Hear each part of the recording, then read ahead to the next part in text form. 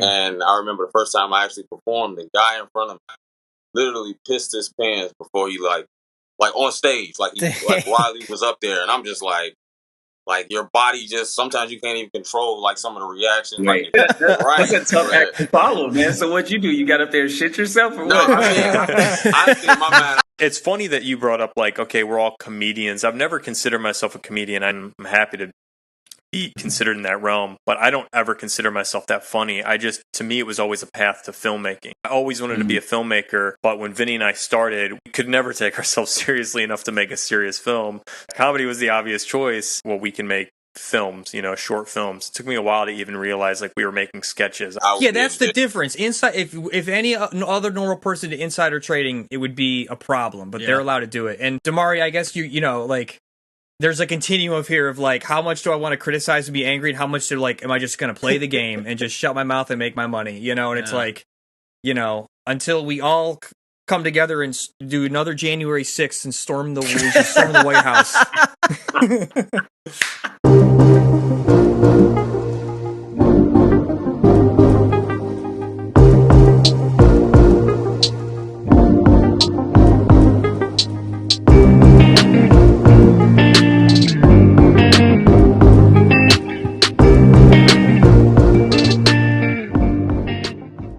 All right, welcome back to Side by Side Podcast. We're your hosts, Brandon.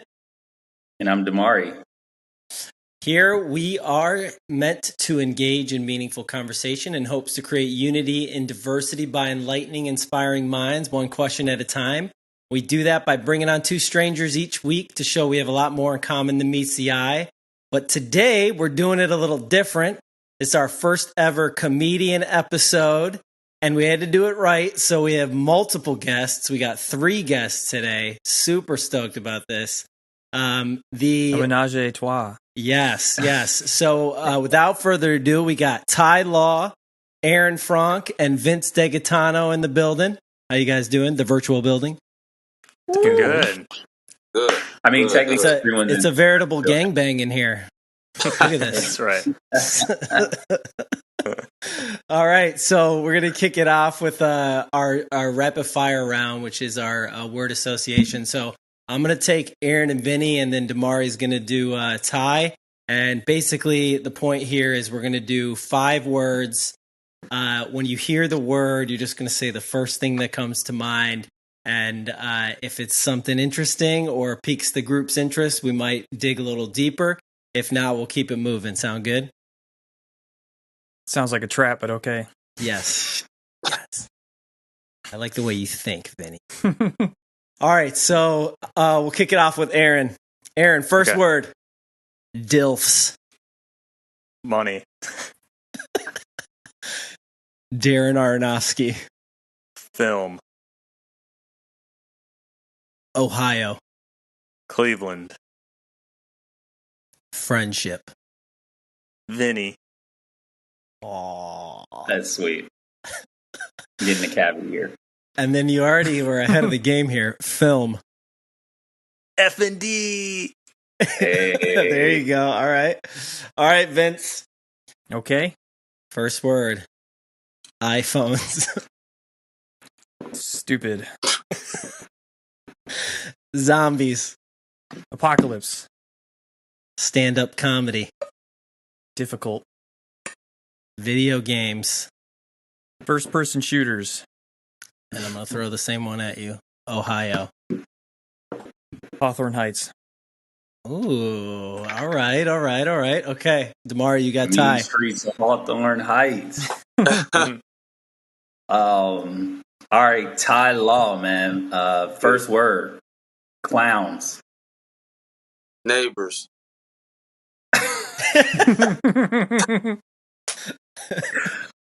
Makeup. Every woman I see.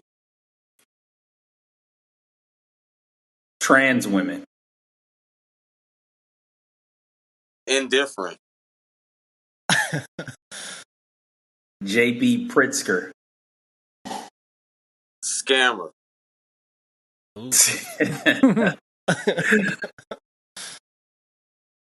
Exercise.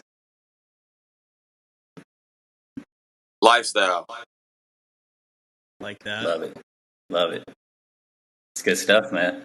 So Can I really quick? I feel like because I know Brandon personalized the words to us, I'm wondering. I'm trying to connect. If those are personalized for Ty, I'm trying to connect those things. Oh no, I just take random words, man. Oh, okay.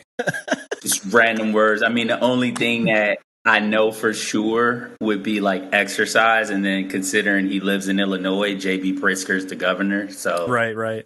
But I don't know that he has any connection with trans women makeup or clowns. Just for the record. Nah, no correlation. I don't. Okay. Just wanted to put that out there. But thanks for asking, Vinny. Well, I heard something from Vinny I want to start with, and that was stand-up comedy hard. And Difficult, since this is the comedy episode, I want to dig into that get each of your guys' perspective on that. So, Vinny, can you elaborate why you said stand-up comedy hard?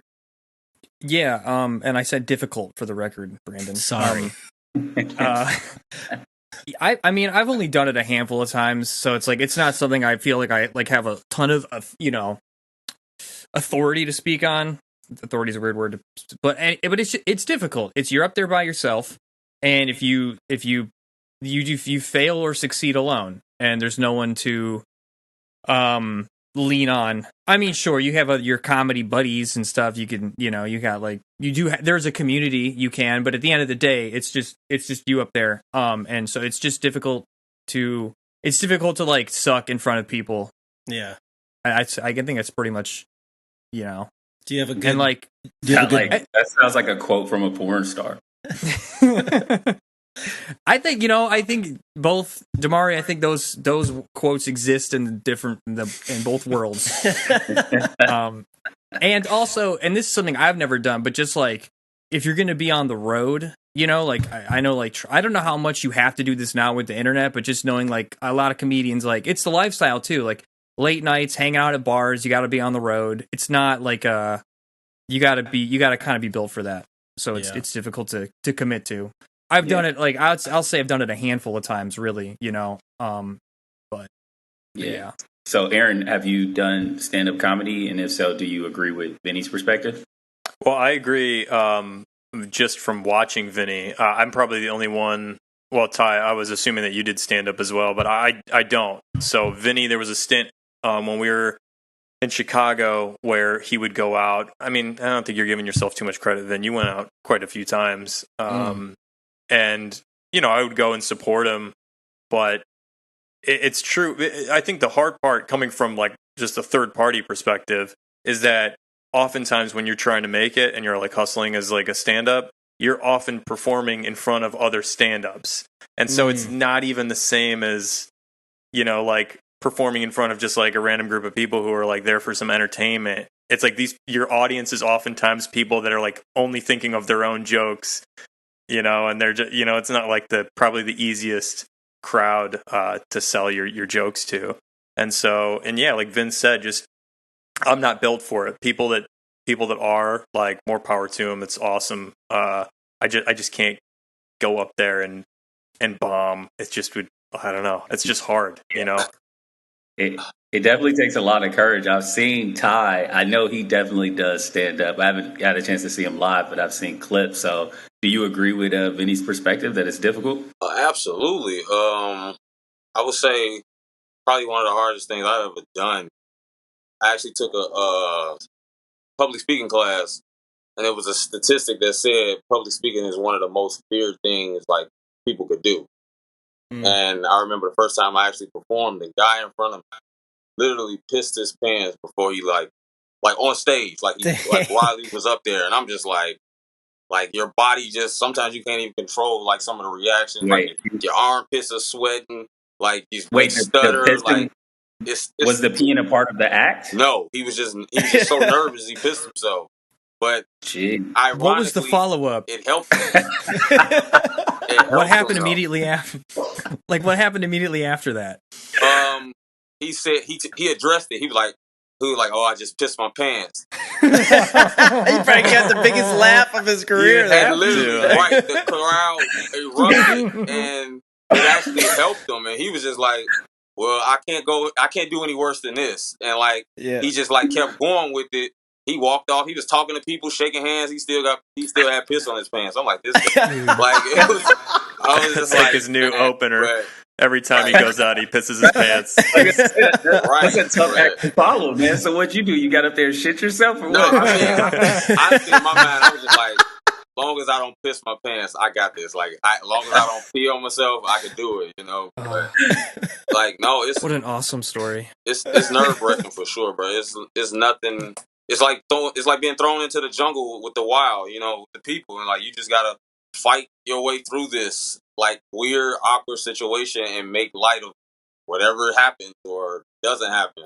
You know what I mean? Like, yeah. I think it's so interesting. And I know, like, you know, Rizzo and we perform, and Rizzo's an awesome performer. And I've thought about this before, like, just the juxtaposition of, like, being a musical performer versus being a comedian. It's like, to go up there, people are like already with this expectation of like, you need to make me laugh. So I feel like their standards are just so high compared to like music. I don't know. I just feel like music I don't know. What do you think, Rizzo? Well, so I was going to share a personal story of a time that our show choir in high school performed on the Cleveland News.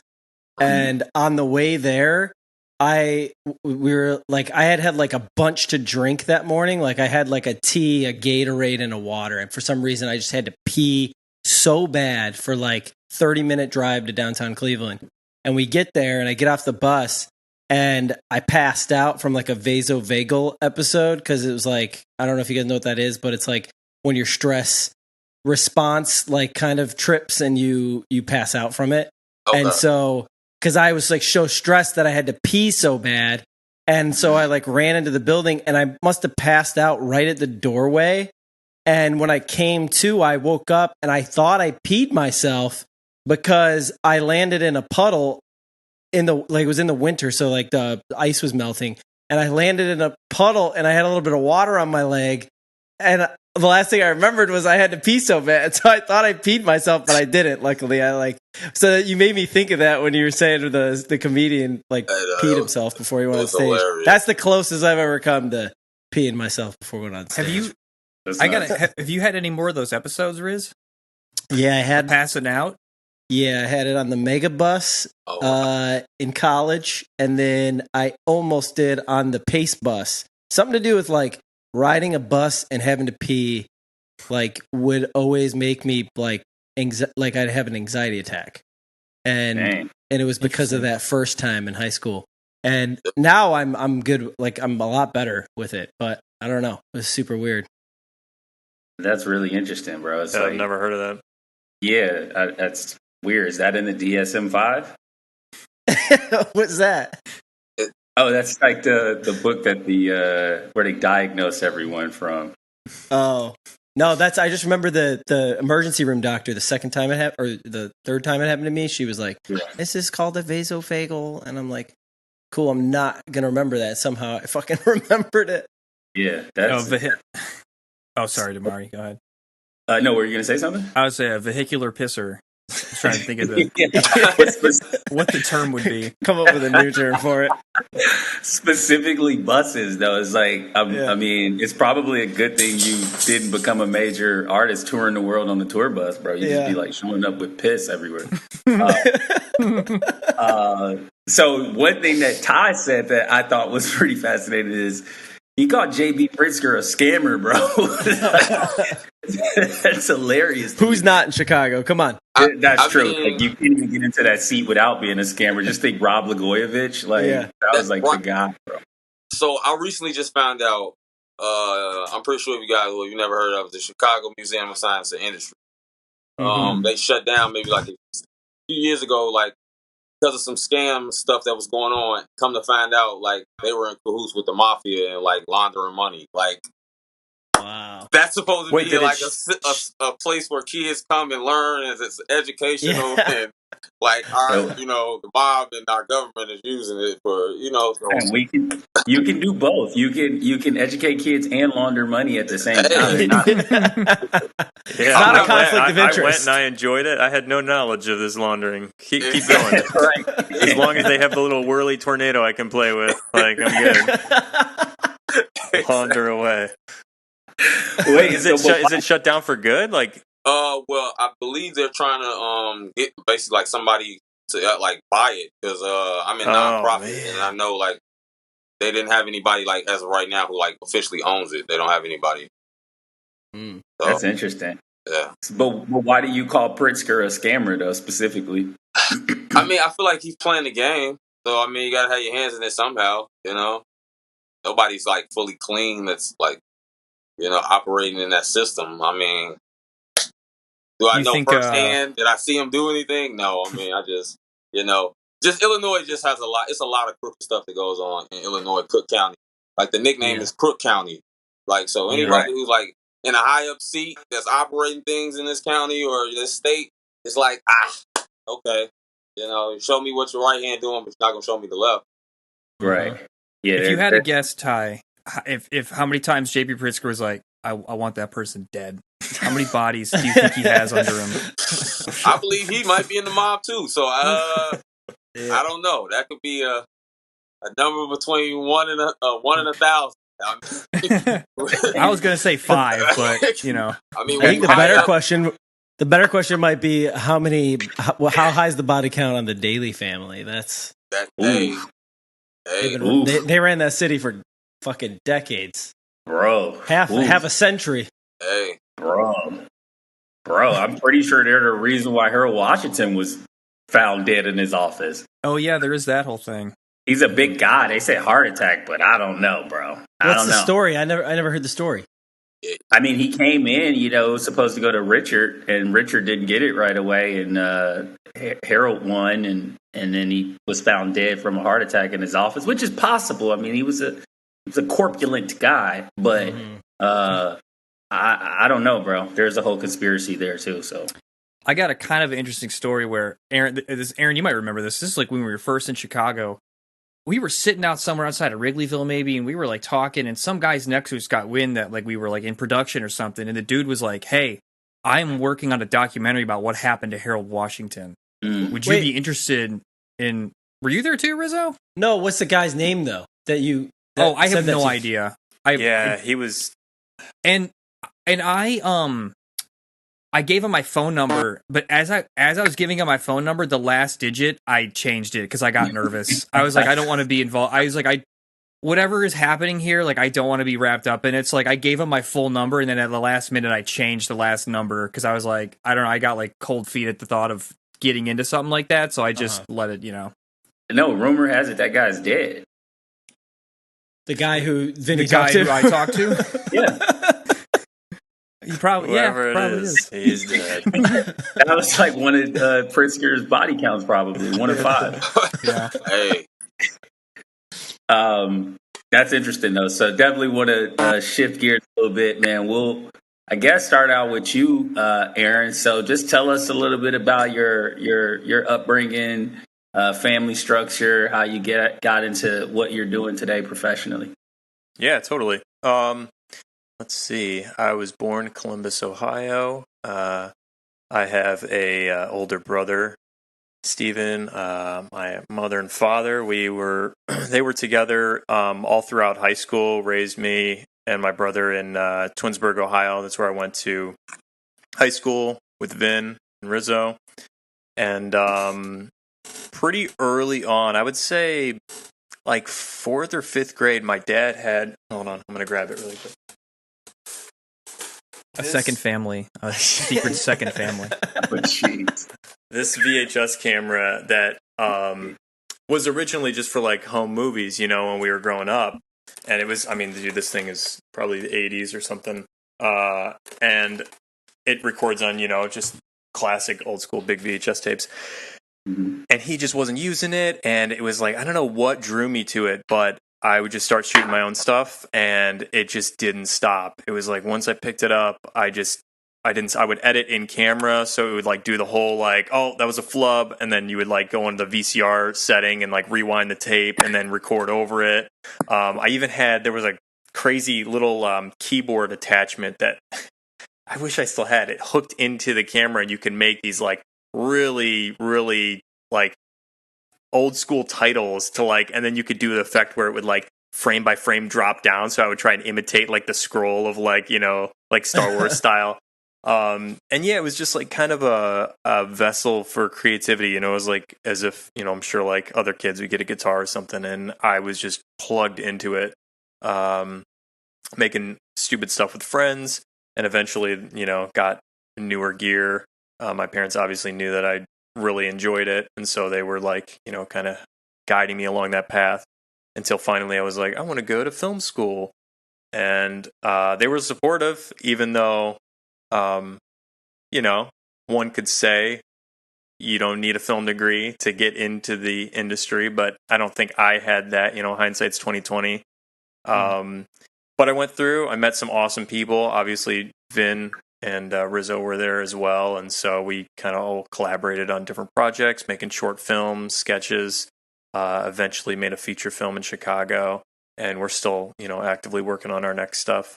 Found some work in advertising. That's kind of like what kept us afloat while we were in school and out of school afterwards. And I've kind of continued on that path. I'm still in advertising, but also working on the next feature film. So that's me. Where'd you go? Where'd you go for film school? Columbia. So University? I was there. Columbia, Chicago. No. I was in the Chicago one. It wasn't that cool. Everybody always says that. It's like, oh, you went to Columbia? No. It was a liberal arts school. I'm not that smart. You should see my standardized tests. They're really bad. But yeah, I enjoyed it. Chicago. That's what made me fall in love with the city. Chicago's great. It's still probably my favorite place in the States. So. Okay. Is that where you live now? No, I moved back to Ohio. So I jumped from Chicago to LA a few years back for work. And then once my work went remote, my wife and I had a baby. It was like, hey, maybe we live closer to family, somewhere less expensive. And it took me back to hometown, Ohio. So now I'm here. Love that, man. Definitely some stuff to unpack there. So I'm going to just hop over to Ty now. Same scenario, man. What's your upbringing and family structure? How you got to where you are today? So I'm from Chicago, born and raised. South Side, White Sox all day. I'm a twin, born a twin. Let's go Guardians. Got a handful of siblings. Got 4 brothers, 2 sisters. I always kind of started out like in like maybe like church plays when I was young. When my mother used to maybe go to church a lot, so I started like acting, doing theater, like maybe kind of young like that, with like the church programs, plays. Then maybe about middle school, that's when I started doing like the school plays. High school, I met Dimari. A lot of people said I was funny, like somewhat like a class clown. So I kind of like just took that. I remember my counselor told me I should be a stand-up comedian. I was just kind of telling her, like, I remember I was on crutches that day. I played sports and I was hurt. And I told her, I'm like, Miss Tyrone, I am standing up right now. And she was like, see, you even got the witty comeback already, So I was just like, okay, whatever. I need to go to college and get a degree. Like, my mom's not going to approve of me trying to, like, make people laugh, So fast forward, I went away to college, Carthage College, private university in Wisconsin. Was playing sports, and my college roommate thought that I was super hilarious. He made a bet with me that I wouldn't go do stand-up comedy, and that's how I became a comedian. And so you won that bet? Yeah, I won. I lost the bet actually. He bet me that like I wouldn't do it for like something. I worked for a marketing company, and he was like, if you didn't get a raise or an advancement within a year, I bet you won't go do stand-up. I was like, okay, like what is that? But he was just like trying to like force me to do it, and like that was the only way I was gonna do it. I wasn't gonna just like cold approach it. Like I had to go prove. I had to go prove him wrong. Like, all right, let me go see what this is about, man. This guy, but actually, I'm actually glad he did it because, like, first time I ever took the stage, like, I went up there with like maybe 6 minutes of what I thought was funny, and I only had like maybe a day to prep for it. And the crowd's response was like they enjoyed it and they were like clapping. I was just like, wow, y'all thought that was good? I was like, I really just BS my way through this. Like, let me actually step back and take it serious and kind of do my homework and dive in. That was like 10 years ago, man. Now, you know, it took me all across the country. I done met some of the most renowned names and worked with some of the biggest names from Kevin Hart to Chris Rock to you name it. So that's my story. That's crazy, right? So hold on, like, you remember some of those jokes from day one, bro? Actually, I do. I remember one of my first original jokes. I was like, my girlfriend said she wanted me to take her somewhere expensive. I was like, girl, we can go right up to BP. Gas is $7. Like, I'm gonna pay your pump. Hey, you better look turned on. I know that. You better hype me up on pumping gas. And that was like one of my token jokes that was like, oh, okay, the crowd liked that. I was running with that when I first started. So that was literally like day one. So who are some of like your biggest like inspirations or influences? So ironically, when I was a shorty, my mom, she used to watch stand up a lot, and she also used to watch the Martin Show, and like she would be in there watching Martin, like just like rolling on the floor laughing, like literally, and I'm just like, so I started watching Martin, so like I remember like I used to watch him so much and be influenced by him so much, like when I would act out, she would be like, I'm not letting you watch Martin no more, and I would get so mad, like, no, don't do that, anything but that, like. So Martin Lawrence definitely had a huge influence on like my comedic upbringing for sure. I grew up watching him just because my mom. I'm like, who's this guy? So more so the TV show or the stand up stuff? Both, like both, because you know, like he kind of like everything kind of took off for him, kind of almost at the same time. Like he was like he got his show like right after like Def Comedy Jam, so it's like as he became that big time host of Def Comedy Jam. The Martin Show was just starting, you know, air on TV. So it was like I got a chance to kind of like see both of his worlds, you know. So I was just like, I want to be like that, you know. I didn't know what that was, but I'm like, I want to be just like that, like that guy, like Martin. That's interesting, man. So definitely want to come back to that. But Vinny, my man, dude, what was life like for you growing up, and how you got to where you are today? I mean, you could almost just like copy and paste Aaron's answer. Your dad gave you a video camera? Yeah, my dad. Well, I mean, funny enough, we grew up in the same town. You know, we've like known each other forever. But I mean, there's like a home video of like, because my dad had a camera like that too, and there's like a home video of me like maybe like 5, 6 years old, like, Dad, over here, Dad, point the camera over here. Like, I've always been kind of a ham, and like quoting the Austin Powers movies like to death and like trying to get like laughs out of people. Like when I remember the Bum Bum song. Remember Tom Green's Bum Bum song? Yeah. I got on the bus intercom, our school bus, and sang that over the intercom. So like I've just kind of always had like just without even thinking too much about it, I've always just like wanted attention like that. And then, of course, there's like, as you're growing up, you see like actors are like famous and like, there's almost like, I almost hate to admit it, but like that like draw of like fame and celebrity to like a young mind is like, ooh, that's exciting. That's what comes with wanting to pursue that, so. And then, Aaron would do like school projects he would get to make movies for school projects. And I remember seeing one of them and then like wanting to like, oh man, like that looks fun. Like that's the first time I like saw someone. I'm like, man, that dude's so talented. Like he can make movies, And so we started hanging out and shooting stuff, and we became like best friends through that. But like, so that that's that. I mean, but then I had like I got 2 brothers. I got an older brother, a younger brother. I'm the middle child. That explains that whole ham thing. Yeah, people say that. Is that? I wonder. I feel like that's true. Yeah, you're in the middle trying to get the attention. Kind of get looked over as the middle child. Yeah, so you just like crave for attention. Yeah. So I'm sorry to bring up childhood trauma. No, it's fine.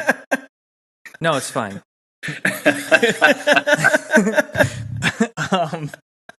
What was I gonna say? Yeah, so I went to film school and like, yeah, my parents were like, "You sure? All right, okay, go ahead, follow your dreams, I guess." Yeah, so went to school for so long, and then I mean, like, it's probably the same story as Aaron. Like, got involved in like doing like I work in advertising now, to like as a job, and continuing to work on like tons of creative stuff on the side too. So, yeah.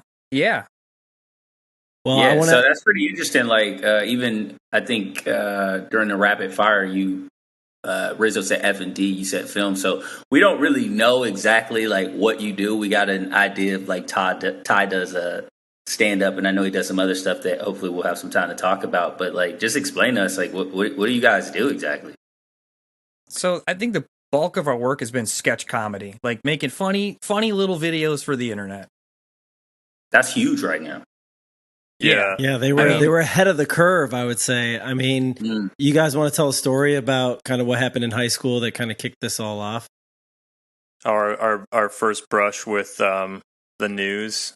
Yeah. Yeah, when we were juniors in high school, we interactive media was like our video announcements for the school. So the class was just dedicated to like, you film other students being the anchors and you read news, whatever's going on in the school. And then you take the VHS tape down, or the mini DV tape, I should say, down and play it in the master deck for the whole school. And it goes out to everybody. So we got the bright idea when Nelly's Grills song came out, like, hey, we're going to make a music video for this.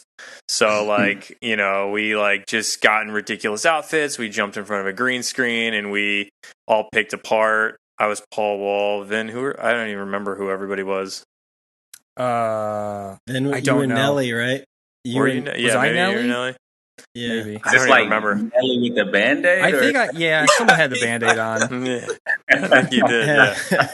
And so, we do the whole music video, and we're like, oh, we're going to sneak this online onto the announcements.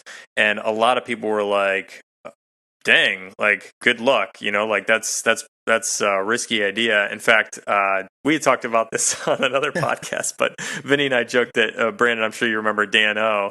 Dan O was kind of notorious in school for like kind of pushing the boundaries in interactive media, like doing stuff that was like not good. And I brought it up to him the morning of. I said, Dan O, we're going to sneak grills on to the morning announcements. And he goes, oh, I'm not going to be a part of that. And I was like, I should have known then, like, if this dude doesn't want to do this, this is maybe a risky idea. But we played it and it went out. The whole thing went out to the school uninterrupted. It was like a 5-minute song too. The thing was long. And we got suspended out of school for 3 days.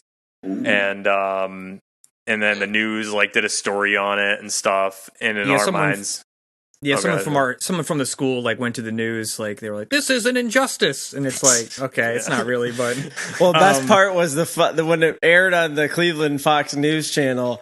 The anchors were laughing so hard they had to cut to commercial. Oh, they aired your video on Fox? There was like a clips of it during the news story. That's amazing. Damn, so y'all went viral. Y'all went viral. Right. Yeah, I guess you could say viral in 2005. Yeah, before viral thing, y'all went viral. Yeah, right. That's like pre-YouTube, right? Like 2005. YouTube it was around yet. The website we hosted our video on, like we went like 300% over our bandwidth usage or something crazy. Yeah, our website got so many hits and because of that news story, and I had to ask the host. I was like, "Oh, we got news, we got press. I'm sorry," and they just waived it. They were like, "It's okay." I was like, "Oh no, we're gonna owe thousands of dollars." I feel like my big takeaway is that like basically there's always good things on the other side of fear. So it's like the consequences may be bad. You may get 3 days out of school, but you may go viral in the process. Yeah. Yeah, I don't know. Just imagine if you guys if TikTok was around back then. Yeah, right. Yeah, I'm kind of glad that we grew up in an age where all that stuff wasn't direct. Like, I don't want to know what my 15-year-old self would have tweeted back then. I just cringe to think about it. Yeah, totally. I cringe at the thought of like our Zanga diary entries on the internet. Yeah. No, I'm pretty sure Vinny would have crushed TikTok, bro. I don't know. I think it. Dimari, I appreciate your vote of confidence. That means a great deal to me. You might be right. I think also, like, maybe would have been bad for my ego over time. Oh yeah, like once you're like 36 and no one cares about you anymore, you were like teenage phenom. We're cultivating a whole generation of kids exactly like that. I don't want to know what happens when we hit the breaking point and so many of these people aren't names anymore. It's going to be they're going to become our leaders. They're all going to become our world leaders, and they'll be in politics, bro. So you'll just have to comply. It's going to be hilarious. There'll be a state mandated TikTok dance that you have to do every morning before you go to work. So there's that. Yeah. And like when you pledge allegiance, it'll just be a TikTok dance every time at school. I see it. I don't know. The world's Roman's burning. That's actually a question I kind of want to ask, and for Ty and for both of you guys. So, I mean, social media has definitely impacted our lives, and we kind of rode the wave of the beginning of it as kind of collegiate kids and stuff. And so, just curious, we'll start with Ty. How has social media and the need for that impacted you as a comedian and your kind of endeavors in that regard? I'll say at first I didn't like because like you say, I started without it, especially like not even just comedy, but I'll just go strictly from comedy. I would just have to hit the stage and like learn that way, But then it got to the point where I actually knew some guys who went viral or blew up off of like YouTube and Vine. And so they weren't even quote unquote comedians, but I watched how they literally, in a sense, skip the line in comedy and start getting booked, like bookings. And I'm just like, he or she doesn't even have like 5 minutes of material, but they got over 500,000 followers. So I'm like, okay, I can act like I don't care, but now I got to go make a video because now everybody's making me care about it, because now it's like, if I don't have a social media following, I almost don't exist. Like, or I'm not credible at what I do. It's like I'm not reputable enough. Like, I've even heard people like not get booked on certain shows because their following wasn't big. Like, now you got to get your followers up and come back. Like, damn. So yeah. So now it's just almost kind of like you got to do both. Man. You got to like own your craft and keep a social media presence. So it's like, and there's benefits to it. Like, so true story. I was in a situation where I was really I was about to quit Instagram. I was about to delete it because I had a group of guys who used to make videos. We used to do funny content, kind of like you guys do, like short videos and stuff like that. And I remember it was a guy who had like maybe close to 1 million followers from Chicago. He saw one of my videos and like basically copied and pasted and did like his version of it. And of course, his views was going crazy, the comments and everything like that. And so I kind of almost got discouraged. Like, if I'm out here working hard just for people with millions of followers to steal from me, like, and I'm only got a couple thousand followers, it's like. And then I remember right when I was about to quit, DC Young Fly DM me. I kid you not. He sent me a DM, and he literally said verbatim, like, your videos go in, gang. He was just like, you funny. For whatever reason, you ain't getting the traction that match up with your talent. And he was just like, I'm going to share a couple of your videos on my story, help you out. I was just like, that must have been God, an angel or something, because I'm just like, I was about to literally delete all my social media. And so after that, I was like, you know what? You never know who watching. So I'm going to just keep creating and keep just posting stuff just for face value. So that's my take on social media. Love that. That's a great story, and I'm sure that's kind of like shout out to DC Young Fly, bro. That's cool, man. DC himself. That's awesome. What about y'all, man? Go on, Aaron. You take it. I have a love-hate relationship with social media. I think, like you, Ty, like, you gotta play the game. Like, I totally get that. Like, for a long time when we were making YouTube videos, YouTube was just like one portal, but then you get like Facebook, and now you got TikTok, and there's so many, Instagram, there's so many places to put yourself out there that you realize that they could be beneficial. So sometimes it was like when we were starting, we were funneling all of our time and energy into YouTube. And it was like, okay, well, this is just one piece of the pie. This is just one audience. So then you need to let the audiences know on the other platforms like you exist.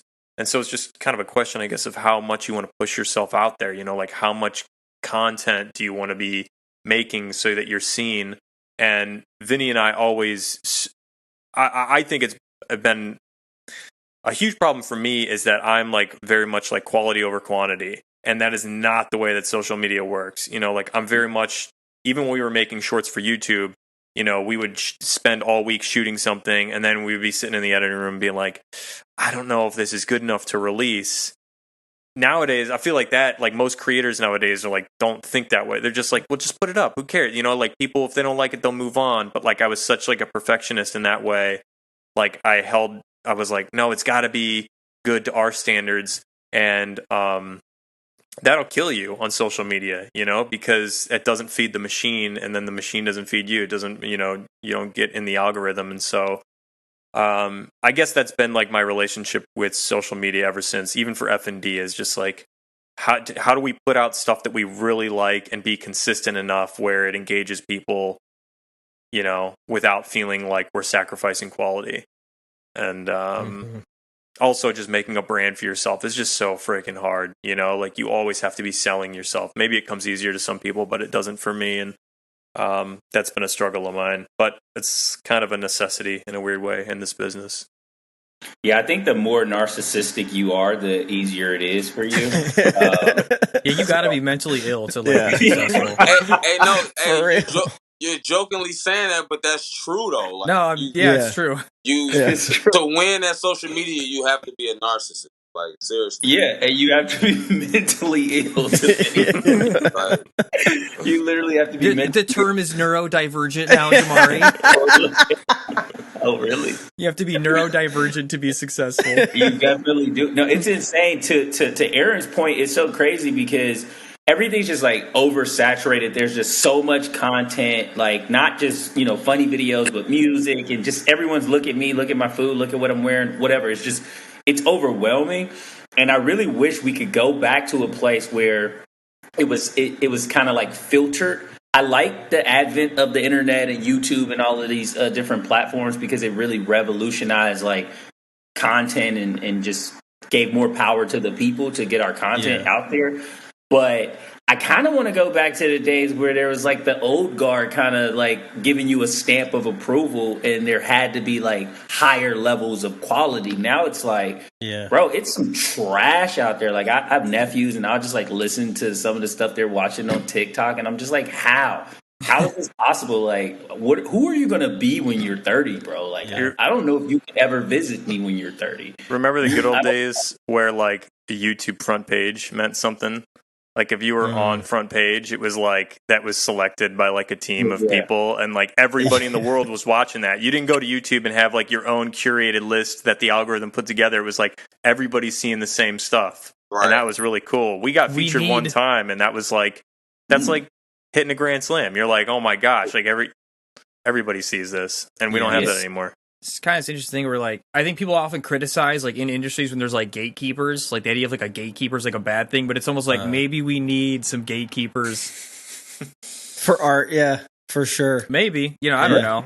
Well, it's funny because it's like I was talking about this with a professor in college because they would talk about in the recording industry the golden era, which was like that time from like the 60s through the 80s and 90s where the record companies kind of dominated, but it was like the golden era of recording where it was like big studios with like $1 million budgets that like just really they would spend money to like really hone a record and the sound and like just a sonic crafting of an artwork on a record. And there was a gold standard to that. It was like, if you didn't meet that, that was just like the barrier to entry was to meet that gold standard. And then on top of that, you had to be an amazing band, marketable, and all those other things. And I feel like that to some degree has been knocked down and lost a little bit, because now it's just look at me. And if it's like a fast consumable thing in the cultural moment, it'll go and then it goes away, but doesn't have that staying power like a classic album does. No, I think it's interesting what you just said there, because it's like I feel like the overall quality from video and audio has obviously increased, where it's just like accessible to everyone, but the quality of the content has not increased in the process. I want to touch on what Dimari just said now. So I remember when I first started, I caught on to like how you say trendy, what was trending, or what people like kind of like or gravitated to. And I thought when I first started out, I was trying to think like these great ideas or these super funny ideas. And then what I learned is like people want the simplest stuff. Like the simplest stuff go viral. Like that was funny. That was viral. It's like, so you try to go create something brand new and people just like, no, just make something simple so I can just, laugh, get it over with. It's like, like, so yeah, the quality of content is like the bar is set so low. Like somebody could just walk up to literally think of that one movie when he put the powder in his hand and slapped somebody, like, and that's it's like slapstick comedy now. Like, right, yeah, it's a lot of slapstick comedy for sure, and memes. I think I definitely agree with what you're saying, Ty. But I have like optimism and hope that there's still room in people's hearts for like something that you put a lot of time into. Me too, bro. Me too. Yeah, I think everyone's just too base at this point. Like everyone's like operating on a pretty low frequency, and also like everyone is narcissistic, so they're pretty much into themselves.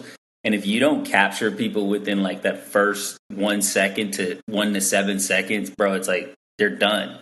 It's like a billion other videos to choose from. Yeah, it's become, I feel like it used to be like, look at this great thing and it will give you and your experience value. And now it's been flipped to this modality where it's like, if it doesn't do something for me as the user, then I don't want it. And that's kind of like the attitude. Whereas like I think about like my influences, and we were talking about comedy even, like I was obsessed with stand-up comedy growing up. And like George Carlin, Richard Pryor, Eddie Murphy, like all those like great specials from those times, I would just sit and devour them. And they had the staying power. You still hear the great comedians of our day, like, quoting and in the cultural kind of concept of George Carlin's like bits coming back because they're relevant, like politically, socially, like they go viral now again because people are like, this guy was like way ahead of his time. And it's like, yeah, these guys were like masters of the craft. And I think that masters of the craft, that mastery thing is definitely been lost. What were you going to say? Yeah, I think those people like are really, really awesome because they know how to put the medicine in the chocolate cake so they can still deliver really, important things and touch on political things, but still be funny about it. And I think those people are brilliant. Like, I mean, my tops, you mentioned, like, I love Richard Pryor. That's like top, like Jamie Foxx, like top stand up. Like, these dudes are like insane. I'm a big fan of Mike Epps too. He's like retarded, dude. That dude like literally talks about absolutely nothing, but I just like to listen to it for something. But were you going to say something, Ty? I was just gonna throw out another. When you mentioned to put the medicine in the cake, a comedian that came to mind to me was Bill Burr. Like, hands down, Bill Burr, hands down. Like, and Chappelle. I wanted to ask you, Ty. Oh, go ahead. Then I was gonna say, Ty, how much of your work is like? Do you try to do that, or like do you try to put like what you feel are like important messages into your comedy, or you just kind of whatever's funny, and you're not trying to like change people's minds or something? So when I started out, that's actually a great question. When I first started out, I was kind of just, it was kind of like just my life, but I was just trying to just be funny. But I guess like once I started doing it for a while and got around mentors and people that were like doing it longer than me, they started giving me little gems like, just be yourself and tell your story. You don't got to try to act like nobody or be somebody else. It's like, be you and just tell, speak from your perspective. And so I feel like now that I've gotten mature and like coming with my, my jokes is like, I feel like every joke has got a message in it to some degree. Or, it's like every comedian has something they can enlighten people with. So it's like your experience is going to teach a lesson regardless how you look at it, or your joke is going to, you feel me? Because even if somebody can agree with you, it's like, let's just say we do a great job of like, okay, laughing at our pain or bringing a traumatic experience and bringing light to it. We're really teaching people how to like cope with things. If you think about it, like, because people laughing like, damn, if that happened to him, well, my situation ain't that bad. You know, he went through that. His girlfriend left for his brother. Like, damn, man. You know, so it's so it's like, Wait, why are we laughing at the fact that his girlfriend left him for his brother? But I mean, it's just I feel like that's the beauty of comedy. You know, it's no parameters to how you can like really describe what it really is, but it's something. You know, it's like, man, like so. That's my take. Aaron and Vinny, like, what are your like ultimate goals with FND? I mean, I know you guys are being kept down by the man, and you had to comply to the society, and now you have jobs. But you know, ultimately, like, you know, where did you? I'll start with this. Where did you guys like envision yourself when you set out to create FND? What was like the ultimate goal then, and what's the ultimate goal now? Well, when we started, it was just to make stuff. We were so young at the time. We were like, you know, freshmen in high school, and we got really discouraged. I wanted to get rich and famous. Yeah, Vin was on the celebrity path right away. We just wanted to. I don't know. I wanted to like do something. You know, like we the impetus for F&D was Vin just one day just being like, we were like up in my room and it was like snowing really bad out. By the way, Dimari, everybody that walks through your background, that's the second time now people are crawling to avoid the camera. It's the funniest thing ever. And they're like, they're like so sure of themselves, like, nobody's gonna see me. That's the same person, but it's hilarious. So it's like, yeah, bro, like you never know. Like just blatantly in the background. It's great. Yeah, so you know, just wanting to create something, and again, this was like pre-YouTube. This was before any of that. When we started making our stuff, we were literally sending small videos over instant messenger to friends. Like that was our only portal to like share stuff. We didn't even have a website. We would just like, you know, like have like a movie that was like 3 megabytes and it was like this pixelated little box, and we would send it to friends just to see what they thought. And once those caught on, then, you know, then we were like, oh, maybe we have something. People are laughing at these. But it's funny that you brought up like, okay, we're all comedians. I've never considered myself a comedian. I know I do like comedy sketches and shorts and stuff, and I'm happy to be considered in that realm, but I don't ever consider myself that funny. To me, it was always a path to filmmaking. I always wanted to be a filmmaker, but when Vinny and I started, we could never take ourselves seriously enough to make a serious film. So it was kind of like comedy. Yeah, comedy was the obvious choice. And through comedy, it was like you know, like, okay, well, we can make films, you know, short films. It took me a while to even realize like we were making sketches. I was always like, oh, we're gonna make a new short film. It's like it was a comedy sketch, but in my heart it was like, this is a film, you know. And that's where I've always wanted to do. I just want to make films. Well, that's interesting because sorry, Vin, go ahead. No, I was just gonna say, just to answer that, like, our goal is just keep doing that, you know, just if we can keep living in our own little la la land and making stuff, and you know, that'd be cool, you know. So are you back in Ohio as well? No, I am. I'm in Los Angeles. Okay, so how does that work then? Well, we are. I say we're working on a larger project right now. Like it's we don't really do sketches anymore. It's like we just our time and energy goes into like we have a feature script we're working on at the moment. So you know, we're putting our eggs in one big basket. Okay, and did one of you guys write that, or you're just bringing it to life? Yeah, we both wrote it with the third in FND, Cooper Johnson. So like we've been writing it for years. So we did our first feature back in 2016, and it was great, but it was like micro budget, $75,000. Called in favors from just about everybody we knew, helped out on it, because there was like, even though $75K sounds like a lot for a feature, it was like just went like that. And and now this next one that we're writing, it's going to need at least $1 million, probably $2 million to actually do right. And even funny enough, like that still is not that much for a feature, but it's more money than we've ever raised. And so it's, you know, it's definitely a more time consuming process. And so if you guys got any like family members who want to invest, so any oil tycoons, you guys know. You guys, you should utilize Kickstarter. Yeah, we have, and we plan to do a crowdfunding, but we're pretty sure that we're not going to hit our goal. We did it for our last film, and we hit 75, but we think it's probably a stretch to think that we'd be able to hit all, full million. But it would be a nice start, to get that nest egg growing. Yeah, we're talking about doing it just for like the initial startup cost of it. Oh, okay, got it. So, quick question: how effective do you think Kickstarter is? Well, I think like it could be super effective if you have people that want to see your stuff and support you. Anything like that. There's so many companies now that offer kind of like that structure. That's just kind of like a more structured way of presenting your project for people to chip in. It seems like every portal now is like even YouTube has like membership. Like what do they call it? It's like YouTube Superfan or membership or something where like it's like a Patreon. Right. Like they're chipping in to support you. So, but crowdfunding for us has been awesome. The last few of our projects because it allowed us to make them. Even though our last one kind of our first feature film that we did, It's All Good. It was about 3 filmmakers who raised money for a feature film and then took it and ran and blew it on just like a bunch of stuff. And so we did it in real life. We did the Kickstarter and then we made people think that we actually took the money and blew it.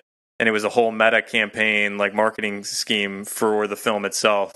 And afterwards, it was so stressful. Afterwards, I convinced myself, like, I'm never going to do crowdfunding again. Like, that almost killed me. And now here we are thinking, like, maybe we'll do it again. Well, I want to go back to shortfall. I was just going to say, if there's a shortfall, I mean, there's a lot of opportunities out here that people, you probably are overlooking. I mean, Vinny could just sell feet pics on OnlyFans. Yeah. Yes. Have you seen this boy's feet? Pretty good. Hey, pretty good feet. Well, it's weird because like I'm 5 minutes from Netflix headquarters, so it's like, how do I get in there and just get up to the C-suite and like, all right, who wants to hear my pitch? You could do it. There's plenty of people doing it. They just get held out in handcuffs. Hey, I didn't ever try it. If I was in LA, I would knock on the door, send an email, something. I would. Yeah. This is not film, but that's how like J. Cole got signed. The rapper literally just stood outside of Jay-Z's office every day, and he would see Jay-Z coming out, going into his car, and then finally like Jay just stopped and was like, "Bro, I see you every day. What's up?" And then he rapped for him, and then he signed him. That's amazing. I didn't know that. That was Jay-Z's first artist that he signed on Rock Nation. So that's cool. I mean, just hang out. Outside. Somebody else had a story like that. Big Sean. He got signed to Big Sean did that with Kanye like that. He stalked Kanye until like he finally caught up with him, and he finally came to Detroit and did a show. And Big Sean like finessed his way through the crowd and like got behind the scenes and got in tune and like just started rapping. The Big Sean he rapped at the radio station, so he already had a connection at the radio station. Right. So they called him. They were like, "Yo, Kanye's up here." And he ran up there. But that was Kanye's first artist that he signed, too. So, I mean, Vinny, there's hope. Yeah. Aaron, we got to finish the pitch deck. As soon as we're done, we're doing this cool pitch deck with, like, we're doing some cool stuff. As soon as it's done, I'll walk right into those offices. Yeah. I don't know if you're going to walk right in. I don't think it works like that. You're going to have to find an open window. I'm going to throw a rock through the window. He's going to make the local news again, bro. I'm going to wrap our script around a brick and slingshot it. Tape the pitch to your body as you walk through. Like, come on, no, just give me like 3 seconds. Yeah. You got to tattoo it. I want to go back real quick. Aaron, you said something that kind of made me think about you were talking about kind of like your basically the evolution of your guys' stuff and starting in high school together, just, not taking it seriously and then kind of with the goal of someday being a filmmaker. And I think what's interesting is from being a friend and a collaborator of yours, you guys definitely created this very unique kind of, I would call it sound as a music artist, but like you guys had a very unique aesthetic and like theme to your work. And it continued to progress as you guys got better and better and better. And I think that has ultimately made you guys filmmakers. And it's interesting that you said that, because I always wondered if you realized that about the stuff you were doing, that you were creating ultimately kind of this interesting comedy, like horror meets like dramatic weirdness. I don't know how to. Did you guys like have that intention, or did it just kind of happen that way? Yeah, thanks, man. I don't know. I don't think it was ever like, I don't think that you ever see it when you're in the midst of it, you know? Like, I think that when you're actively creating, especially when you're just heavily creating and you're just so engaged in like the project that you're on, or like as soon as you finish it, you get that high that you're like, what's the next one going to be? And we were in that for so long that, you know, it's like funny talking about it now. It's like, it helps me realize it was just what was funny to us, what was interesting to us. Like, that's what we wanted to create, you know? Like, when Vin, Coop, and I would get in a room and we would start BSing and throwing ideas around, and the one that, like, it stuck with all three of us, and we would all, like, just be on the ground laughing. It was like, that's the one, you know? Like, we have to... Yeah. And so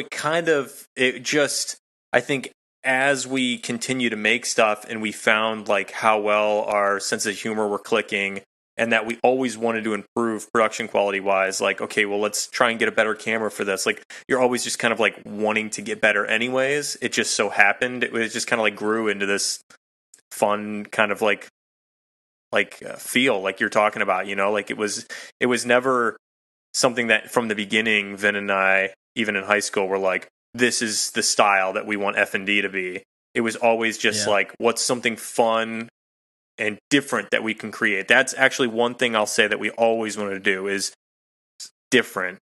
We would oftentimes make something, even if it didn't hit all the marks comically, and it wasn't like on the ground laughing. If we found something that was like, yo, nobody's touched this before, nobody's done a video like this, then it was interesting to us. Like, then it was like, well, we have to do it. Yeah. All right. So, Ty, I was just going to ask before you get into that result, what was like your ultimate goal? Yeah. You know, when you started this, and ultimately now, what is your goal? I think when I first started out, I was like naive. I want to be a star, all this stuff.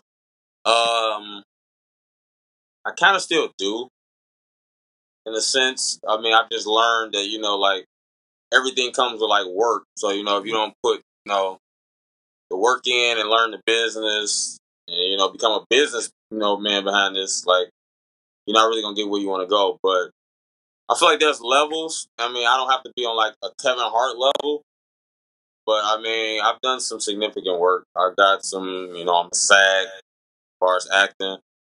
So I mean, as long as I can make comedy and entertainment and acting like my lifestyle, like, where I don't really have to stress about, like, you know, my income, and it could be just that.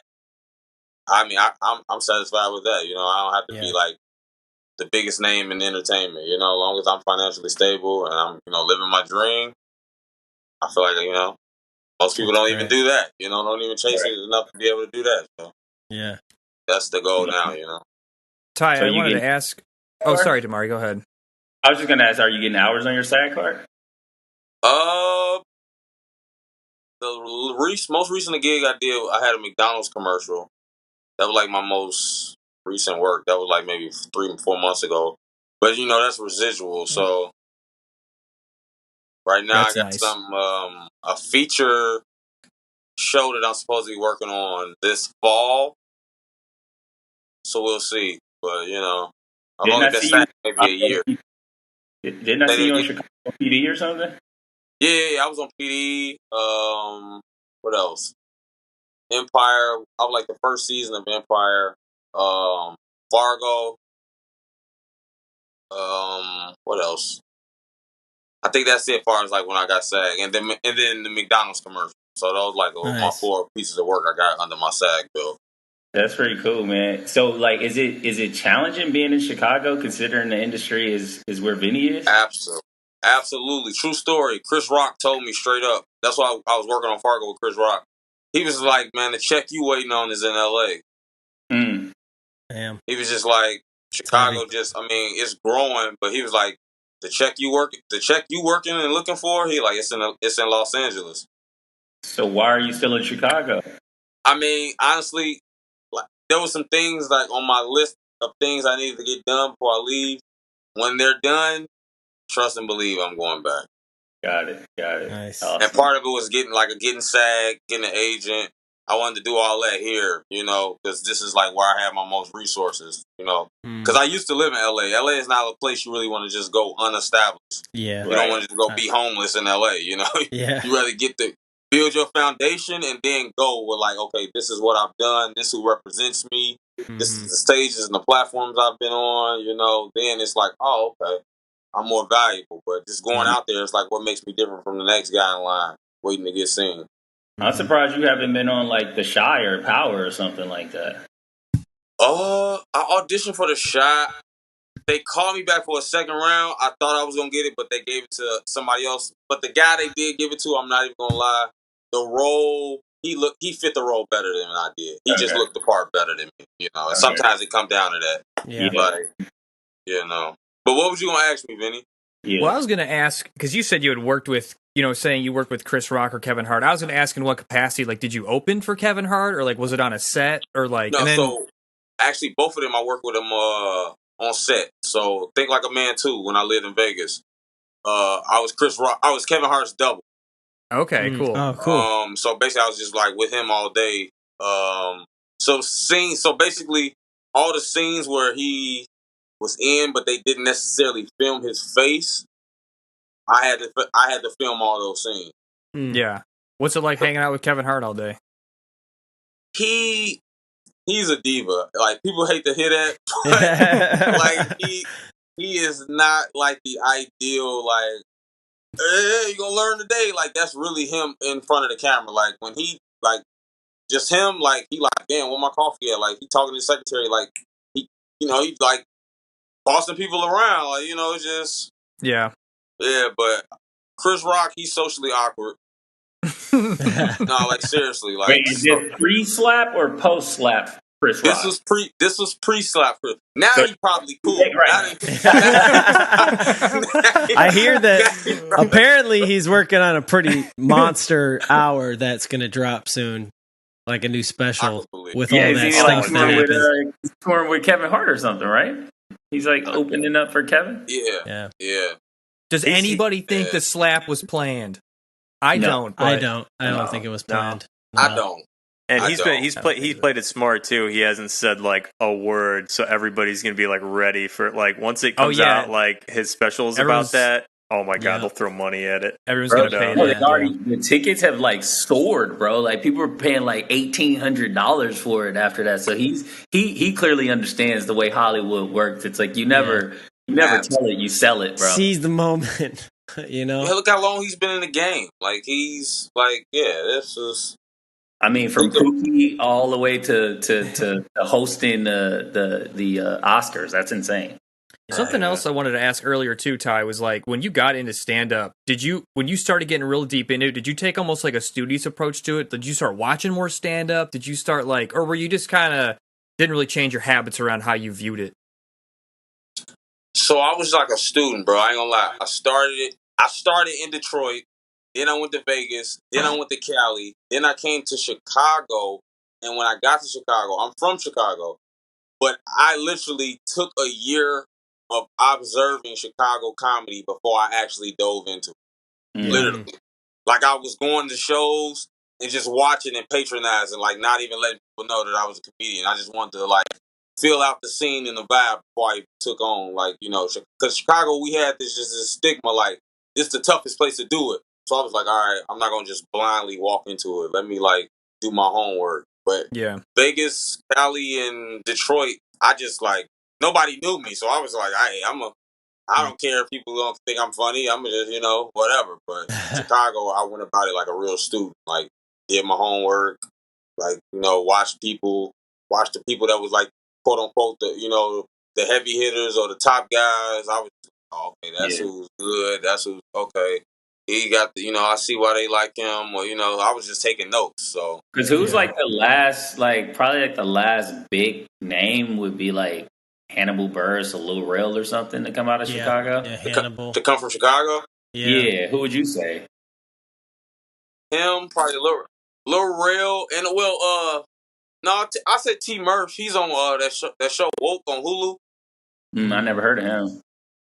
He's somebody on he's associated with Lil Rel and Kevin Hart, but Kevin Hart endorsed his special, and he on that TV show called Woke on Hulu. Okay, but I mean, as far as big, like you say, big name, yeah, Lil Rel probably like the last biggest name we got out of here. Right? Yeah, that was huge. He's funny though. I like Hannibal Buress a lot too. I think he's like I like him. He's Hannibal. But it might be that time, guys. I think it's that time. All right, allegedly. So we got a allegedly question. So I'm going to give you a choice. Do you want to do something political or something pop culture? Political. Well, that was a question for the guests. Let's go politics. Right, I'll do whatever. All right, let's do politics then. Why not? Politics. Okay, Dimari wants it. It's the thing you're not supposed to talk about, so I'm always interested. Pop culture, So it's boring. I got it here. I'm gonna try to. We never did this before, but I'm gonna try to share my screen because I got some source material for this one. Oh wow, this is different. So what about the listeners? You know, most of our people are actually they listen. They don't. No, actually I know, watch. But this will be. Well, I guess I could read it. So rather than share it with the screen, so we'll do that. This is good. Let me just pull it up real quick. All right, so allegedly. Well, not allegedly, though. The source material is not allegedly. But just a couple days ago, or yesterday, the New York Times published an investigative piece investigating stock trading in Congress. And apparently, close to something like a third of our Congress people allegedly have made tons and tons of trades in the tens of thousands, if not hundreds of thousands of trades in the past several years. So what was the numbers? It was like 88 Democrats, 101 Republicans or something? Yeah, well, here it is. The freaking article's behind a paywall, and I can't get the reader to show me. Hang on. Definitely What kind of podcast is this? You're supposed to have the resources ready. You're not allowed to be behind a paywall. Thanks, man. Oh, here we go. Here we go. All right, so, okay. I got it here. All right, so they call out specific people in this report, but in this report at least, there was 97 current senators or representatives who reported trades. Let's see here.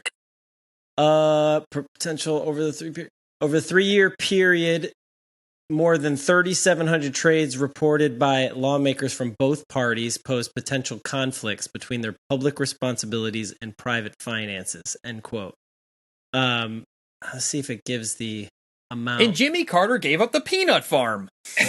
But so I'm wondering what you guys think about this. A, did you see this article? Did you know about this? And B, what do you think is going on here? I didn't see that article specifically. I think I've known about it for a while. I mean, the first person, it wouldn't be surprising if it's been going on for like a long, long time. I mean, you heard like Nancy Pelosi spoke on it a while ago where someone questioned her about it. She goes, well, we're allowed to participate in the stock exchange too. Like we're citizens. And it's like, no, you can't actually. No, you're not allowed to. Right. It's infuriating. I think it's bullshit, and get the goddamn guillotine out. I'm going to be real passionate about it. I think it's criminal. I think it is criminal for someone holding public office to be using the information they have to leverage that to their own personal gain, while everyone else just gets nothing. Big facts. It's bullshit. Totally agree with that. Love that. I mean, what have I done about it? Nothing. I sat here and complained. I've made no phone calls. I've not taken this. I've done shit about it. But it makes me angry. Here you go. add that to like one of your next sketches or something like that. You can put the medicine in the chocolate cake. Yeah. But it's so funny. There's like this Reddit that follows Paul Pelosi's trades. Dude, and literally, if you follow his trades, you've like beat the S&P 500 by like 10 times. Like so Warren Buffett, top investor. Everybody knows Warren Buffett. He's known as an investor. He's averaged pretty much a 20% return. If you ever bought Berkshire Hathaway stocks, you're doing extremely well. Because on average, the S&P 500 is going to return about 9%. So he's doing 20%. If you follow Paul Pelosi, you're getting 69% returns. and there's a whole cottage industry now devoted to Nancy Pelosi and her husband's stock trades that are in the memeverse. What do you think? Are we thinking about this the wrong way? I mean, should we just be following what they're doing instead of getting mad, or should we be getting mad that we're not getting money? I think we should be mad about what they're doing because we don't know. I mean, it's influencing their decisions probably, you know, like the whole lobbying industry, like everything, like money in politics has always been tricky to say the least. And that's just one other facet of it that's just so like I'm kind of similar to Vinny. Like I haven't been keeping up on how long it's probably been going on, and I wasn't familiar with the New York Times article that just came out, but like I had heard, you know, like wind of, you know, like Pelosi's husband and stuff like before. But it's just, I mean, like of course, like what's the salary of any congressman? What is it, like 130 or something? Yeah. And they're all multimillionaires, or like most of the first three paragraphs of the article. I'm just gonna read two of them because this really I think puts a button on the point. But so the quote is quote from the article: Senator Tommy Tuberville, Republican of Alabama and member of the Agricultural Committee, regularly reported buying and selling contracts tied to cattle prices starting last year, even as the panel, by Mr. Tuberville's own account, had, quote, been talking about the cattle markets, end quote. Representative Bob Gibbs, an Ohio Republican on the House Oversight Committee, reported buying shares of the pharmaceutical company AbbVie in 2020 and 21 while the committee was investigating AbbVie and 5 rivals over high drug prices. I mean, it doesn't get any more clearer than that. They got the knowledge. They know. How are these people not in jail? Bro, you guys are haters, and you guys are not seeing the bigger picture here. You guys need $1 million, right? These are your people, okay? These are the people you need to be going after, okay? If you want to be with the big boys, you got to do what the big boys do. What you got, Ty? I feel like it's just like, I mean, back what Dimari asked me earlier, well, I think J.B. Pritzker is a scammer. I'm just like, if you in the game, I mean, it's like, how can you have, like you say, like Vinny said, if you got knowledge or you got information that could give you an advantage in this market where it's supposed to be everybody has a level playing field, and you obviously it's not level, you know, it's just crooked, like you say. I mean, if I did it, I would be locked up. Know that. Right. Yeah, that's the difference. Inside, if any other normal person did insider trading, it would be a problem. But they're allowed to do it. And Dimari, I guess you know, like, there's a continuum here of like, how much do I want to criticize and be angry, and how much do am I just going to play the game and just shut my mouth and make my money? You know, and it's like, you know, until we all come together and do another January 6th and storm the White House. But if you do it. But you got to do it. You got to do it not as leftists, because if you're on the left, that's when they bring the padded military police out. But if you're on the right, they'll let you walk right in. Yeah, they did open the door for them. That's true. But now all of those people are in jail now. So that's true. They did get some of them. I think they trapped them, man. The funniest part is the people who are going to jail are the fucking idiots who wore furs and stood at a podium shouting out stupid shit. And the people who orchestrated it are just walking free. I mean, that's a level of brazenness and like certainty that like, no, we're on the right side of history here. We are doing the right thing. Yeah. If you're going to be that brazen about it.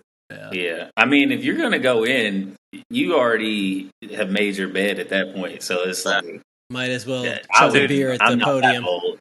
I think I'm down to follow some Pelosi trades for sure, but I ain't storming the Capitol. It's so interesting to hear how people talk about it. You know, like I feel like I remember I was at work and I was watching the hearings. I was watching the Senate floor, and then they cut away. It was like I watched it live, and it was so weird because my brain couldn't comprehend like what was going on. I was like, wait, what? And they're inside the building now. Like it was very bizarre. And the more that I watched, the more I was like, man, this is so messed up. And now that we've had some time, like things have subsided, and like people are like, you can go back and reflect on it. It's weird how one party is like downplaying it like it was nothing, and the other party, you know, like, and to me, I just think it's just like a chance encounter of like things not going totally wrong. Like if they actually found like the senators and Mike Pence and whoever else, like who's to say like things wouldn't have gone totally freaking different? You know, like we're lucky that. Well, not lucky. I mean, they did kill some of those cops. I know. I was going to say, if they would have got their terrible hands on people, they probably would have killed them. That's what I mean. Is like, who knows what like could have happened? It's insane to think like, oh, like you brush it off, like it was no big deal, you know, like insurrection. How could you use that word? Like, dude, they could have like killed elected officials. What are you talking about?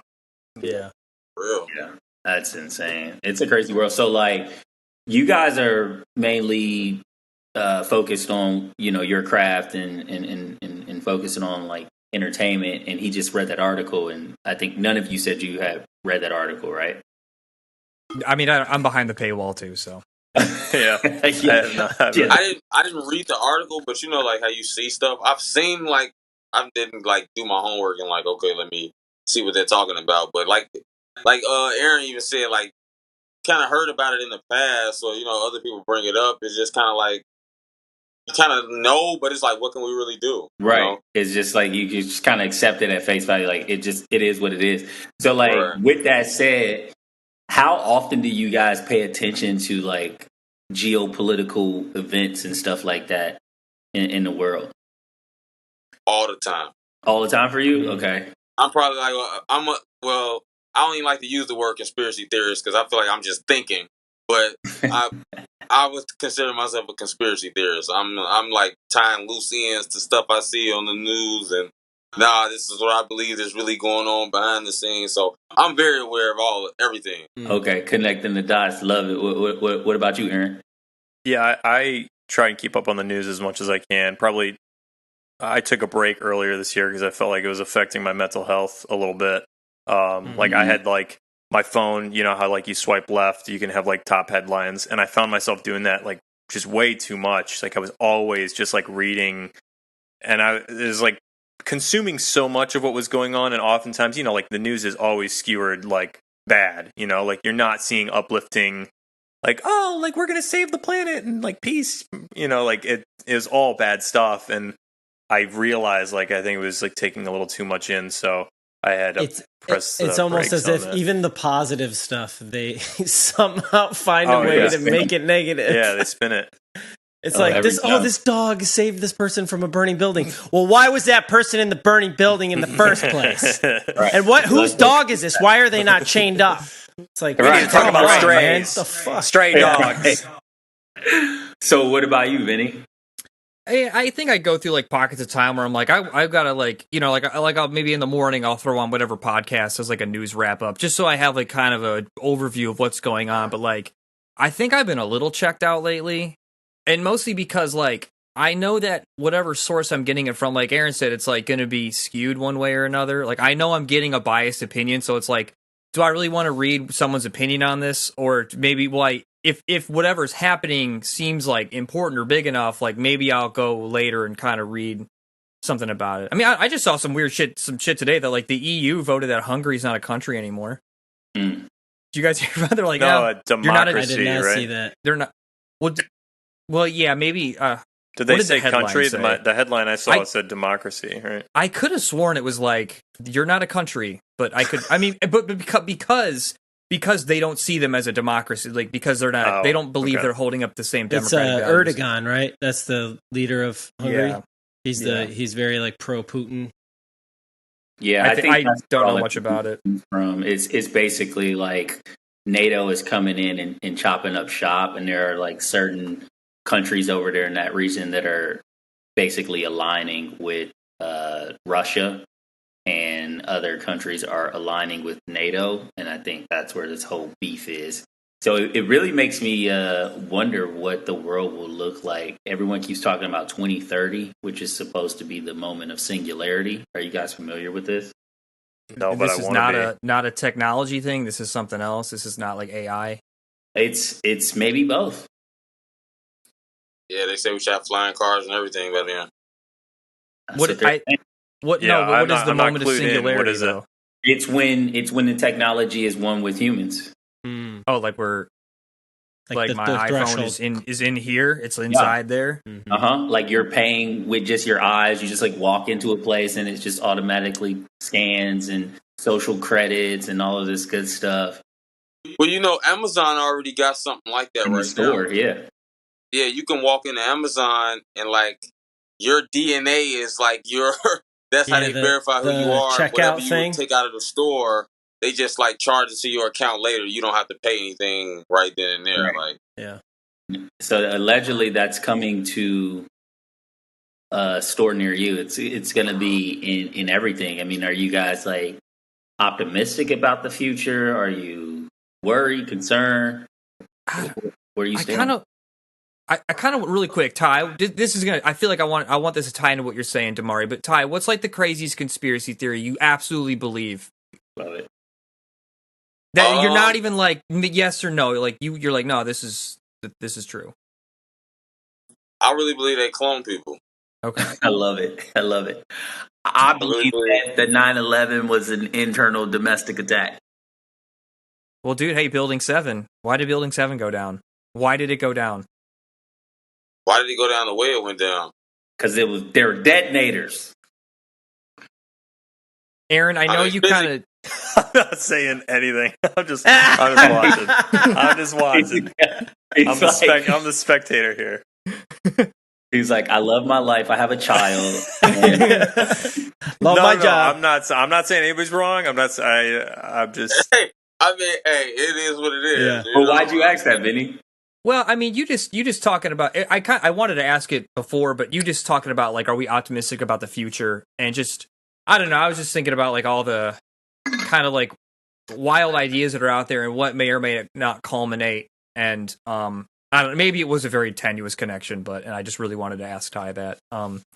That's but fine. Now we know he believes in clones. This is great. But to answer your question though, like, am I optimistic? Again, it's on this weird continuum where it's like all this stuff is like, it sounds cool. It's like, oh man, it's me like Minority Report. Like that sounds cool. But then the other part of it is like, it's like a dystopian novel, like 1984, Brave New World. It's like, do we really want like our transactions being tracked to like our bio print? If you want to dissent, like if you want to be like display civil disobedience or like be able to like fight the power, like whatever, like it's going to be like a lot harder to do that, and we're going to all be put in our place a lot more. Did you just like casually throw in some Thoreau right there, bro? Did I? Oh, you said the civil disobedience. Yeah. I mean, you think about like, throughout time, it's like political upheaval, I think, is like important. Like things churn. Like things have to. I mean, of course, like we want a perfect world. Like we would like there to be peace, but like it's not going to happen without there being civil disobedience and like people churning things up. And the more that things are being tracked and they can see where you are and what time and they're fucking listening, it's like they're hello, hi. It's going to be a lot harder to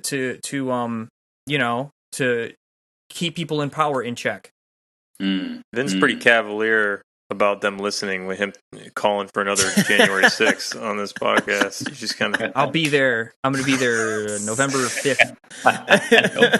No, they already in. Vinny got it.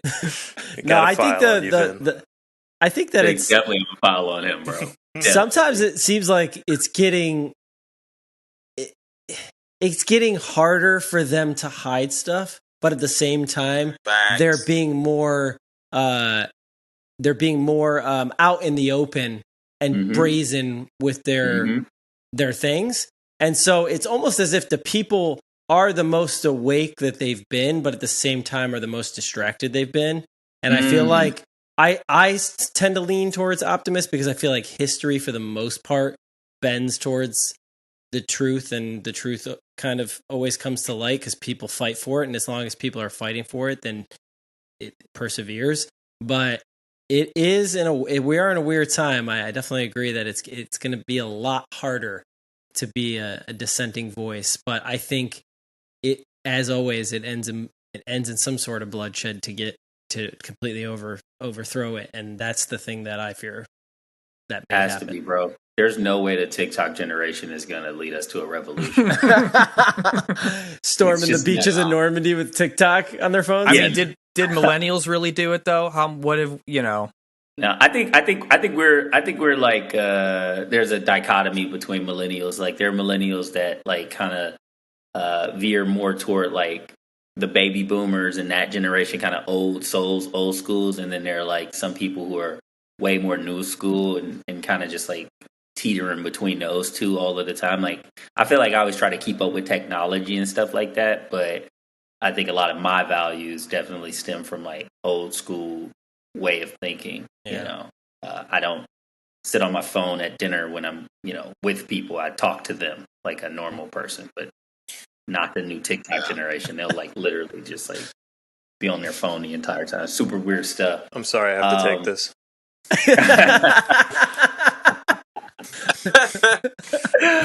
That's comedic timing, people. And you said you're a filmmaker. No, man.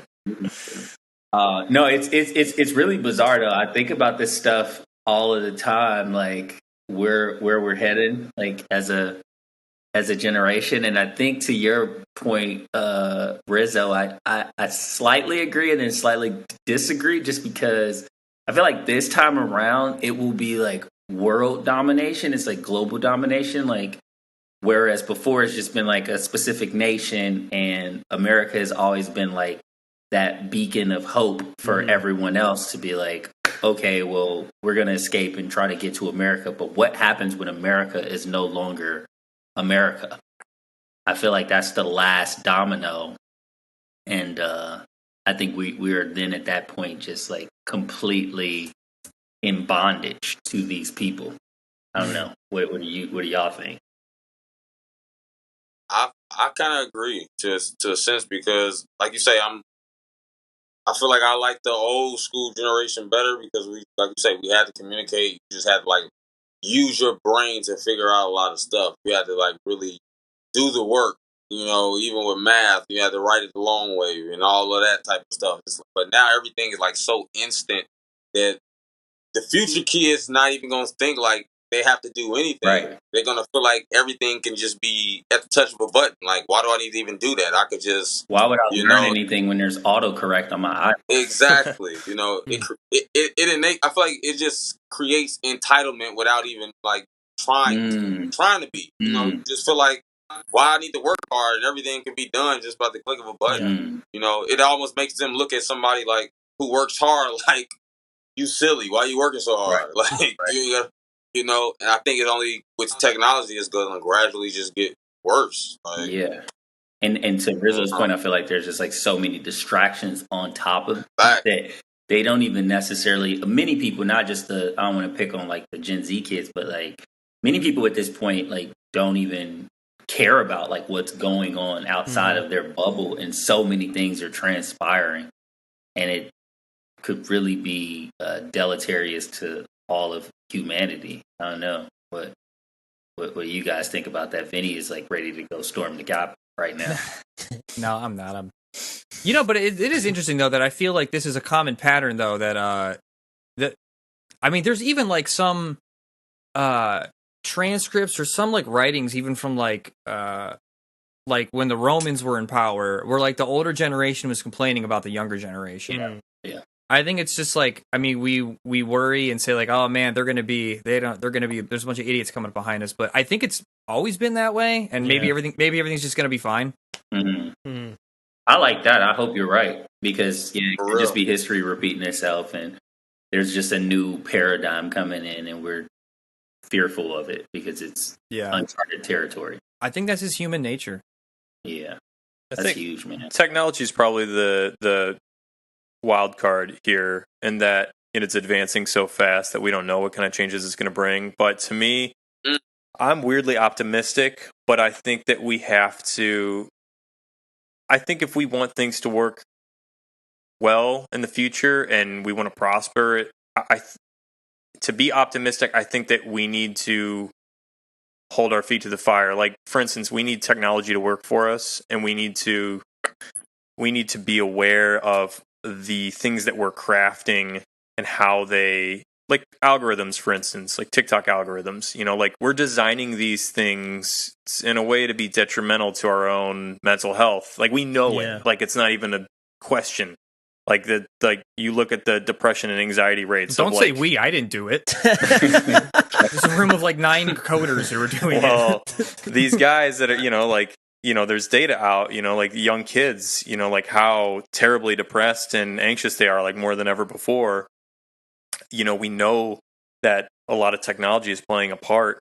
We have to be conscious of that. I watched that movie, The Social Dilemma. I don't know if you guys saw that. It talks about like Facebook and algorithms and stuff. And a lot of these guys that are higher ups at Facebook, they talk about like we know that we designed it this way to be incredibly like a drug, and we can design it a different way, but it's their choice to do it. And unfortunately, right now is like the money dictates where they design how they design it, and unfortunately, the money is like we want people on our app as long as possible, and so. I think that's what's going to be the breaking point if we want to be optimistic about where tech takes us, is like we have to acknowledge, hey, we have to do things that are going to be good for us, not necessarily just good to make us a ton of money. Mm-hmm. Mm-hmm. Yeah, good I think think with that one. Yeah, we'll see if it happens. Attention and awareness is the objective of the game, and it is the thing that moves the chessboard. And I think the more that you put your attention and awareness to distractions and not paying attention to what's going on, the more susceptible you are. And I think it's just kind of the way it is. Yeah. I feel like there's this one quote I love. I think it's like Michael Jordan, and he's like, there's 3 types of people. There's like people who are watching it happen. There are people who are making it happen. And there are people that don't even know what the fuck I'm talking about. I love that. That's good stuff. Yeah, I feel like that's most people. But where'd Ty go? Yeah, I don't know. We're about to close out, actually. Yeah, we're about to close out. We'll come back on. But this has been great, man. And it took a turn. This is good. Got the political viewpoints from the comedians or filmmakers. So, Vinny, if the people are looking for you, man, where can they find you? Me? It's so silly to like shit on social media, and I'm about to plug my social media account. No, I'm not going to do it. You can't find me anywhere. Like me, subscribe. Vacation. Aaron and I, if you want to see the comedy sketches we talked about, you go to YouTube and you type in FND Films. Awesome. Okay. Frank and Nancy David. FND. Yeah, what does FND stand for? Does it stand for anything? It's our last names, Fronk and Degaetano. Fronk and Dago Films. Love it. That's a slur. I was about to say, that's a pejorative right there. Yeah, bro. Dago. You just insulted our people, Vinny. Well, I owned it. You're canceled. Aaron, if the people are looking for you, man, where can they find you? Likewise, I don't have a Facebook or an Instagram, but check me out on FND Films on Instagram or Facebook and YouTube. Go watch our videos.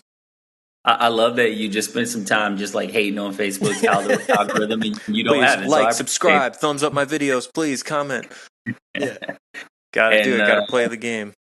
You gotta play the game, and I mean, dude, to Ty's point, it's like if you're not online, do you even exist at this point? Found out the hard way. That's fine. I'll exist in the reality world. I don't have to be in the metaverse. Yeah. Well, everyone else is in the meta, so you'll be out there by yourself. I'll be out there with you for a little bit. Thanks, though, man. worry. I appreciate you. Ty, man, if the people are looking for you, where can they find you? Me? Yeah. No, the other Ty. All my The clone. Yeah, how do we know you're not the clone? no. Actually, Kevin Hart, because he's your body double. Hey, y'all, Kevin. y'all gotta write a sketch on that. You can find me on every platform. Same, Tyran D. Lawrence. So that's TYRANDLANRENCE. Tyran D. Lawrence on everything. On everything. What are some of your favorite platforms where the people should interact with you? I'm mostly on Instagram. I'm just starting to get my TikTok back. We've been talking about TikTok all night.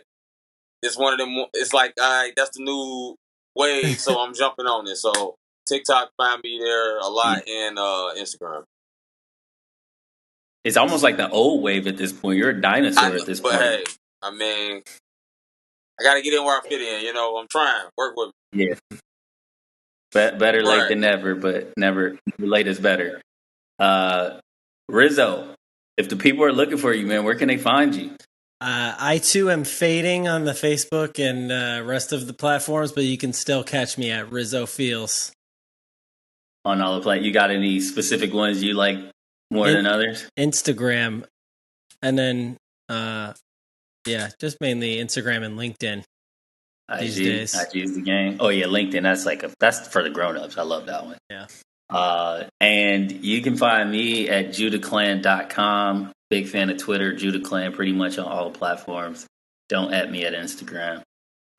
Until we're side by side next week, and you can find us at SideXSide Pod on every platform, SideXSidePodcast.com. Until we're side by side next week. This has been great. Thanks, guys. Thank you, guys. And support my OnlyFans.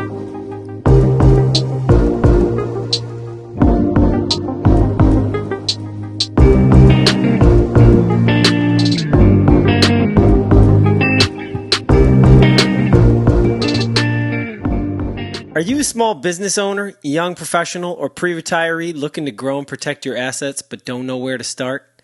With all the noise about stocks, bonds, cryptos, it can be hard to know what steps to take.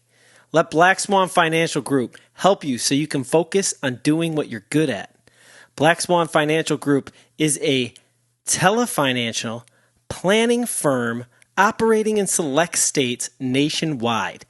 They're here to help you protect, create, and grow your assets. Visit BlackSwanFinancialGroup.com today to get your free consultation. Hey everybody, Brandon and Dimari from Side by Side here. Just want to tell you about one of our newest sponsors, Ease Web Development. Ease Web Development specializes in building high conversion websites and marketing campaigns that take your business to the next level. They're the easy decision when it comes to marketing. So check them out now at www.easewebdev.com. That's ease, WEBDEV.com. Now back to the show.